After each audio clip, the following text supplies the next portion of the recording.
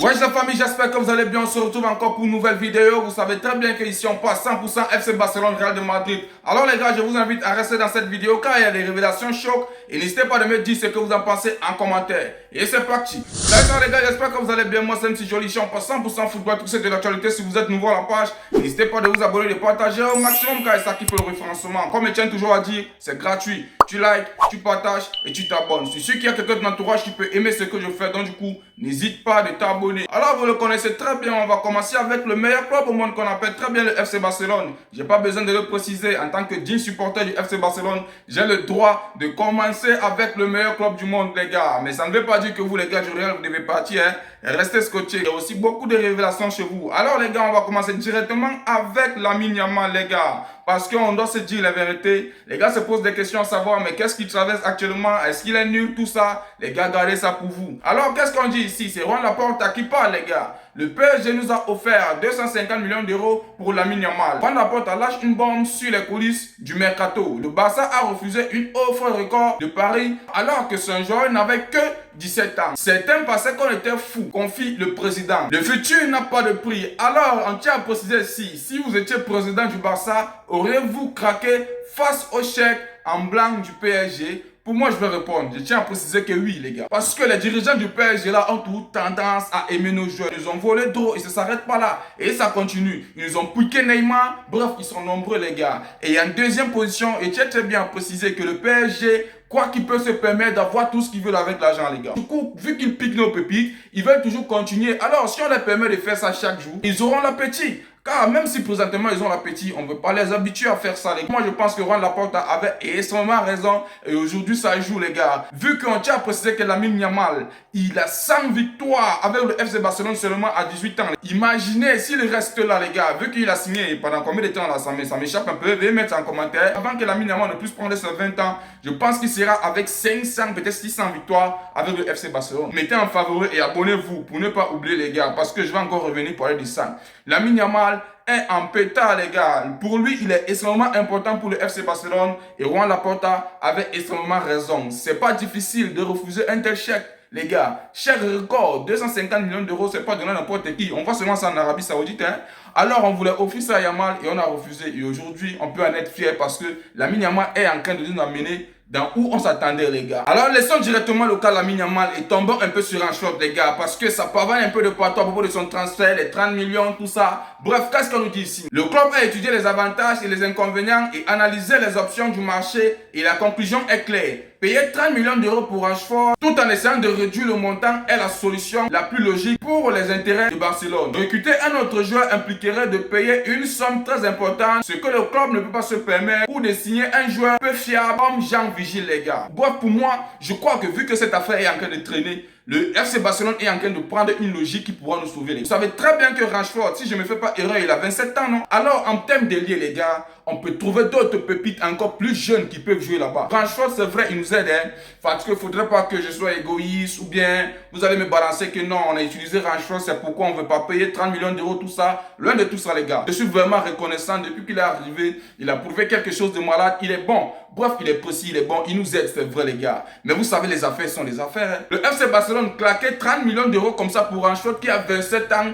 Au lieu de prendre une nouvelle pépite ou bien de prendre un jeune joueur qui peut vraiment assurer sa place et qui peut émerger plus que Rashford, moi je pense que c'est plus avantageux, les gars, que de prendre 30 millions d'euros donnés sur Rashford qui est en train de vieillir. Parce que 27 ans, en termes de football, c'est pas petit, hein. Il est en train de perdre ses performances. Donc du coup, je pense que le FC Barcelone est en train de réfléchir dans la positivité à propos de lui. Moi je pense et je redis encore que c'est bien comme l'a fait Trent, les gars. Jean Vigil, d'ailleurs, il n'est pas le seul. Il y a le jeune joueur qui sort de l'OM là. Comment il s'appelle? Fofana. Fofana, je pense bien, il a 18 ans et il a des performances clés. C'est Fofana, non? N'hésitez pas de me dire en commentaire que c'est en train de partir en coulisses tous ces derniers temps-ci qu'il peut venir au FC Barcelone. Alors, vu qu'il est ailier, c'est mieux de prendre ce joueur et de mettre là parce qu'il a de l'avenir. Il est jeune et il a du potentiel. Pour lui, on peut claquer 30 millions d'euros parce que c'est plus avantageux de prendre 30 millions d'euros, d'aller donner à un jeune joueur et moins avantageux de donner 30 millions d'euros sur un vieux joueur, les gars. Quand je parle de vieux, c'est en termes d'âge. On va investir sur quelqu'un qui va permettre d'amener le FC Barcelone de jour en jour. Alors, l'initiative, elle est bonne. Pour moi, vu que les prix sont égaux, 30 millions d'euros pour Vigil, 30 millions d'euros pour Fofana et 30 millions d'euros pour Rashford, j'aurais encore sollicité et j'aimerais bien qu'on puisse prendre ces 30 millions d'euros. On peut déposer pour Fofana, les gars, parce que lui, il peut nous amener très très loin. J'espère que c'est Fofana, parce que, vous savez, moi, je ne regarde pas trop le football de l'OM, mais je pense qu'il y a un jeune là-bas qu'on a grave besoin de lui. Sans toutefois dire que je vais rejeter Rashford qui ne nous a pas aidé, tout ça, loin de ça, les gars. Je parle à faire business. Rashford nous a tant aidé, nous sommes d'accord, mais les gars, mieux on investit sur une jeune pépite qui peut venir faire avancer le club que d'investir sur un joueur qui est déjà en train de prendre de l'âge, les gars. J'espère que vous essayez de voir ce que je suis en train de dire. Les affaires restent les affaires. Directement chez Hansi Flick, alors je pense qu'il est en train de prendre des mesures qui vont permettre à ce que le club puisse aller plus de l'avant, les gars. Sans toutefois oublier, quand tu as précisé que c'est son anniversaire, je profite de cette vidéo pour souhaiter joyeux anniversaire à la personne qui nous apporte le bonheur de jour en jour, les gars. Parce que depuis que Hansi Flick est arrivé au sein du FC Barcelone, je vous assure, on part en pétard dans tous les sens, les gars. J'avais grave le seum au début quand je supportais les gars, même pas qu'au début. Bref, l'ancien entraîneur qui était là, on s'agaçait à tout moment et aujourd'hui, on peut se dire la vérité et la joie qui déborde. Même si on perd 2-3 matchs, bref, c'est pas grave, les gars. On sait très bien qu'on va prendre notre revanche. Vous avez vu le dernier match? C'était grave motivé, les gars. Alors, on tient très bien à préciser. Au Barça, Hansi Flick a imposé des amendes de 40 000 euros pour les retards les jours de match. Et on tient à préciser, même si tu restes chez toi. Donc, le mieux, c'est d'appeler et signaler que non, tu viendras pas à l'entraînement. Là, on va savoir que d'office, tu ne viens pas et tu vas donner les causes, les gars. Alors, c'est Ferran Torres qui révèle cela dans une conférence de presse. Moi, je tiens à préciser que j'apprécie l'initiative. Parce qu'il faudrait maintenant qu'on passe à la vitesse supérieure pour que les joueurs du FC Barcelone puissent comprendre que nous ne sommes pas là pour blaguer, les gars. Leur travail, c'est seulement le football. Donc, du coup, quand ils savent que l'entraînement, là, c'est peut-être à 9 h, les gars doivent quitter chez eux à 6 h.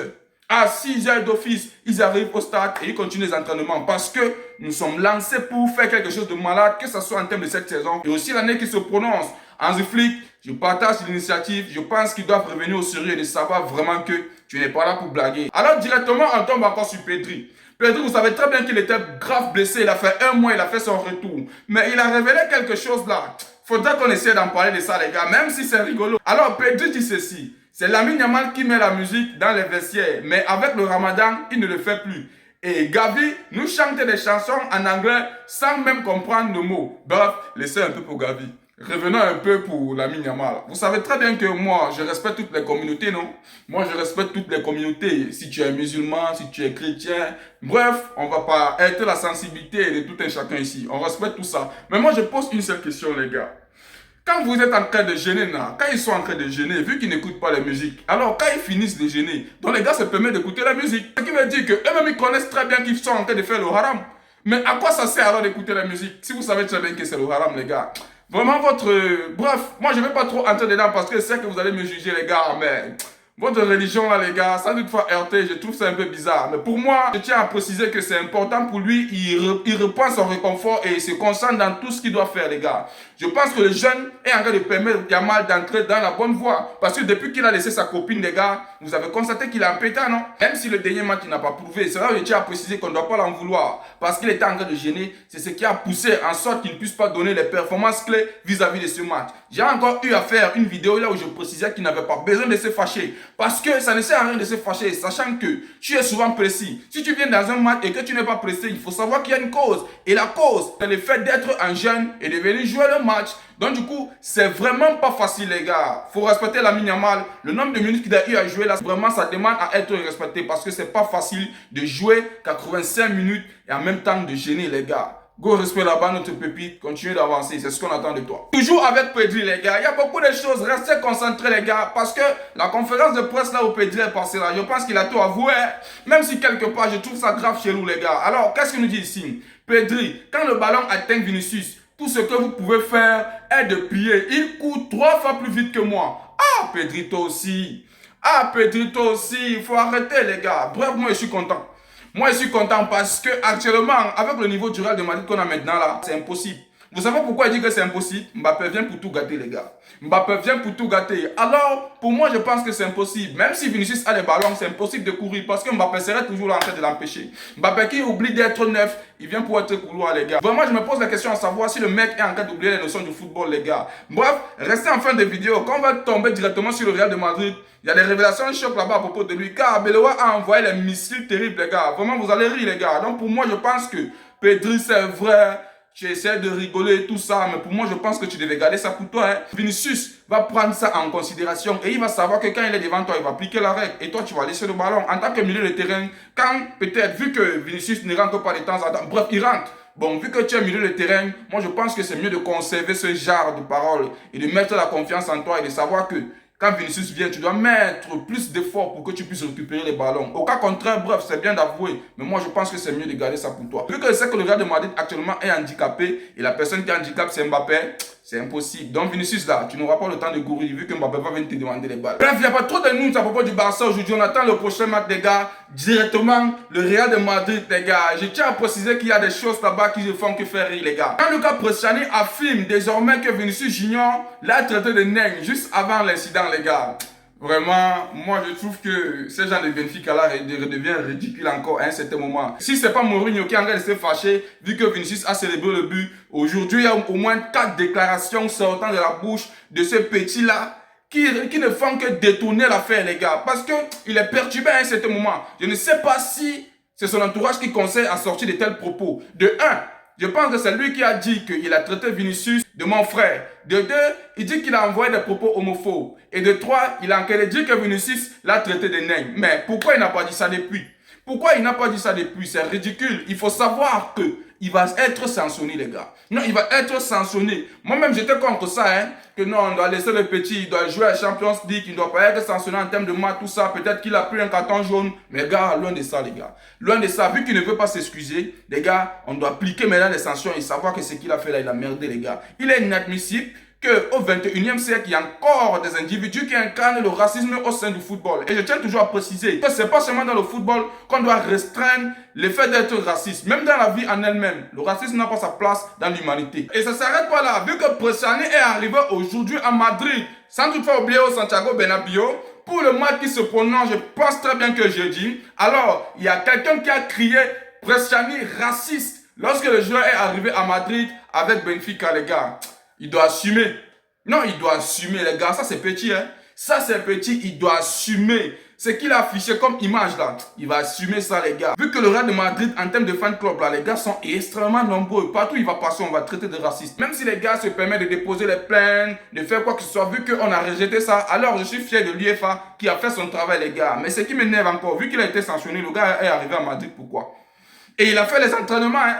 Il a fait les entraînements. Ce que je suis en train de constater, c'est que Mourinho veut aller à l'encontre des décisions de l'UEFA. Mais pour lui, là, son cas, ça viendra peu. Il ne doit pas déborder. S'il déborde, je pense qu'il ne va pas tarder à être déclassé dans le sens du respect. Et alors, pour continuer, j'ai bien dit qu'on va arriver sur le moment où on devait rigoler, non, les gars. Je pense que c'est le moment maintenant de rigoler parce que j'ai constaté que Arbeloa, là, il perd aussi les notions, les gars. Qu'est-ce qu'on nous dit ici, les gars? Arbeloa sur Kylian Mbappé, c'est un joueur très intelligent. Je suis d'accord, hein?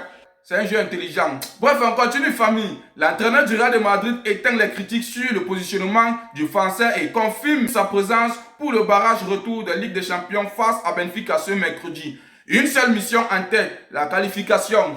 D'ailleurs, ça circule tous ces derniers temps-ci que Kylian Mbappé a mal au genou, il est incertain au bout de ce match. Nous tous, nous sommes d'accord de ça. Je n'ai pas besoin de venir faire un communiqué au bout de ça. Les gars, laissons un peu le côté là. Mais revenons ici sur le sens où on est en train de dire, là où Arbeloa est en train de dire que Kylian Mbappé, c'est un joueur très très intelligent. C'était à l'époque, les gars. C'était à l'époque parce qu'il est inadmissible de dire que Kylian Mbappé est intelligent quand il ne sait pas respecter son poste de neuf, les gars.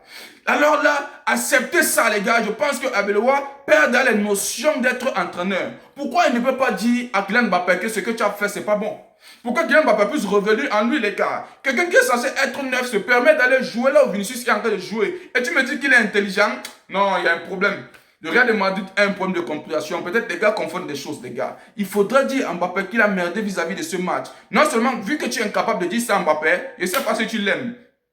Il faut le dire, hein? Je ne sais pas si tu l'aimes. Directement, vous êtes en train de mettre la faute à propos du penalty que Courtois a commis, disant que ça ne devait pas être un penalty.